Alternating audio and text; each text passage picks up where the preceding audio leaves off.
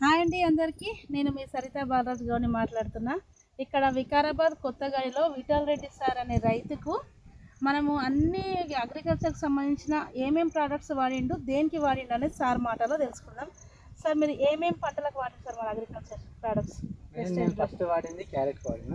Okay. క్యారెట్కు artificial granules, Agri Hit, Agri Protect, Agri Nanotech, Agri Mass ఇవన్నీ Agri Mass వాడలేదు. ఏ పంటలకు వాడారు? క్యారెట్కు, బీట్రూట్కు, కొత్తిమీరకు, పాలకూరకు, వంకాయలకు, టమాటాకి, దోసకాయలకు అన్నిటికీ వాడిన. నెంబర్ 1 రిజల్ట్ వచ్చింది. ఇక్కడ కూడా ముందు సగం కొత్తిమీర సగం పాలకూర వేసింది. అప్పుడు మంచి రిజల్ట్ వచ్చింది. అప్పుడు గ్రాన్యువల్స్ అగ్రి చేసిన అప్పుడు మంచి రిజల్ట్. మళ్ళీ ఇష్టపడినప్పుడు గ్రాన్యువల్స్ ఏం వాడలేను.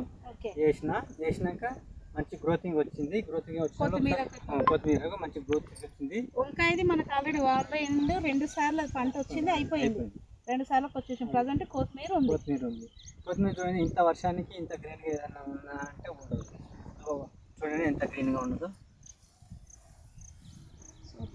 మెరుస్తూ ఉంటుంది. సో చూడండి లీడర్ సార్ అగ్రికల్చర్కి సంబంధించిన ప్రోడక్ట్స్ అంతా వాడిండు, 10 మంది వాడవచ్చు అనేది కూడా చెప్తున్నాడు. సో ఇంకెవరికైనా డౌట్ ఉంది అంటే ఈ నెంబర్కి కాల్ చేయండి. Thank you. విష్.